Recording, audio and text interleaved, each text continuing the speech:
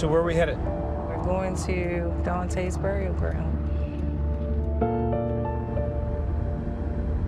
For Peely Houston, a date she dreaded for 3 years.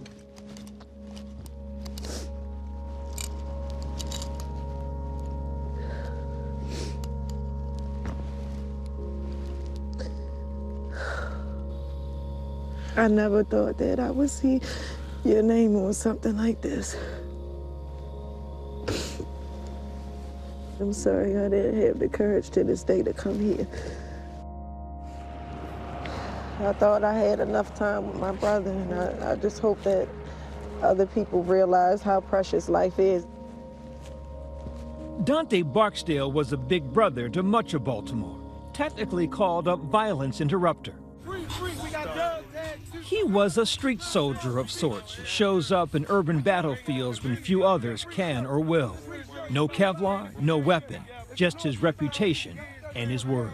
He had to get in the middle of conflicts and beefs. You know, he may have stepped right into the conflict at the point of time when they were deciding to shoot someone. It don't have to be violence every time we got a conflict. We can talk it out. And in this, my hometown, when a Barksdale talks, people listen. Barksdale has 5 out of 7 towers on the terrace. I'm just a gangster, I suppose, and I want my corners. In the hit HBO series The Wire, the name Barksdale sparked fear, a drug kingpin inspired by the real-life Nathan Bodie Barksdale, Dante's uncle. Dante dabbled in the family business, a convicted drug dealer who returned home a changed man. He helped found Safe Streets, a grassroots organization aimed at keeping teenagers off drugs and out of jail. It brought out the very best in him. He was very inventive with his outreach. I challenge you guys to be. Is unique. Is unique. So Safe Street became his ministry of sorts. Yes, Yeah. absolutely. It was church on a shoestring. Baltimore police and the mayor's office recognized Safe Street's value to mediate conflicts where a badge or a politician dare not venture. But with data not widely available on how well this approach works, many governments didn't want to back it. But then fate would raise its profile. I just lost my mom, man. The murder of George Floyd. The protests that followed. Suddenly, programs like Baltimore Safe Streets were welcomed and funded across the country. Chicago, the city that pioneered this work, investing at least $50 million since 2021. New York City putting in $86 million. And now cities large and small tapping into President Biden's American Rescue Plan. Wichita, Kansas, investing $1.27 million. Community violence intervention is about using tested messages, community leaders, community members to directly work with people who are the most likely to commit gun crimes, and it works. Congress put up $250 million to the DOJ in 2022 through the bipartisan Safer Communities Act. We know these programs can work, and it really helps provide us a complement to law enforcement. It can help really engage with high-risk folks and help change their lives. It's change that comes at a cost, not simply in dollars. And no one knows that better than Peely Houston. I don't see any pictures of your brother. Why? Grief. Lessening the impact of that grief. Dante Barksdale was 46 years old when he was murdered, shot and killed 3 years ago. 6 shots to his head, 2 to the torso. And it was someone in the course of his Safe Street work that someone he tried to help at some point. Yes, Safe Streets was there for the people that didn't want to come to the police, that were afraid to because they were afraid for their well-being. So they would come together and say, look, I don't go to the police, but I'll go to you. Yes. This is about to go down. Can you guys go and intervene? Yes. And they would. Yes. Dante's beloved Safe Streets didn't simply have street cred, it had significant statistical success. A 2023 report by Johns Hopkins found Safe Streets reduced homicides and non-fatal shootings by an average of 23%. Dante did it unarmed, no vest, no security. Those moments so tense that even pulling out a cell phone to record could break the fragile peace. He always told me that, you know, if in the event that something's happened to him, that just know that he became a man in mind, body, and spirit.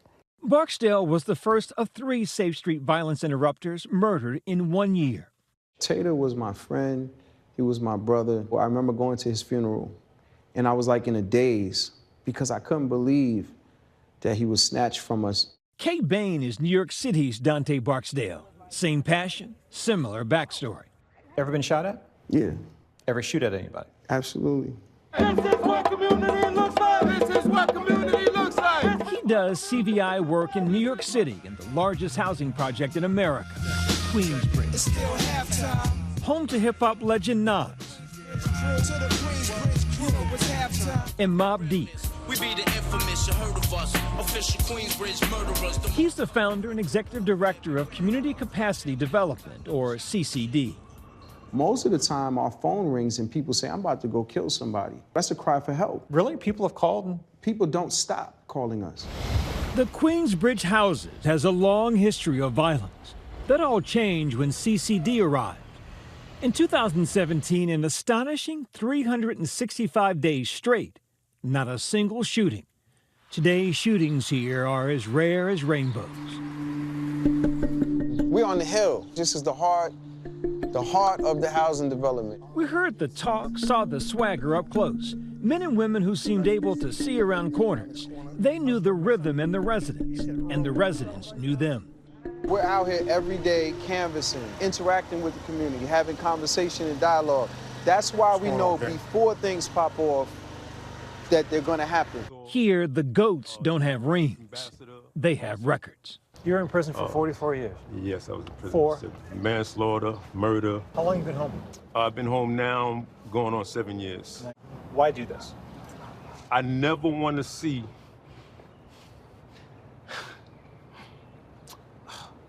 another teenager go to prison. I never want to see them kill a human, and I never want to see them get punished and go to prison. They have no idea of what's waiting for them. Show of hands if you've lost a family member to violence. Show of hands if you've ever been incarcerated. When I stress at night and I'm going through my traumas at night and thinking I'm gonna go back to jail because I want to sell drugs again, or this ain't making enough, I call one of them and they always help me with a solution. And I appreciate my team for that, because without the solution, I'll probably be in jail. No one does this job purely for the paycheck. How much money do people make? It's not that much money. Our goal right now at CCD is to start our violence interrupters at $50,000 annual salary. One of the biggest advocates of the group, President Joe Biden. I was invited to the White House. I said, well, why don't you pull up to the ghetto? The only thing they have to arm them is their respect for human dignity and their belief that if we work together, the outcomes will be magnificent. But not everyone who does this work can get an audience with the president.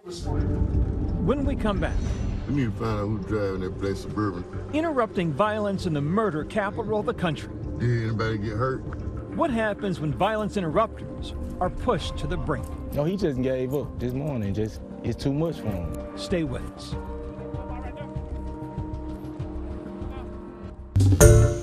Hi everyone, George Stephanopoulos here. Thanks for checking out the ABC News YouTube channel. If you'd like to get more videos, show highlights, and watch live event coverage, click on the right over here to subscribe to our channel, and don't forget to download the ABC News app for breaking news alerts. Thanks for watching.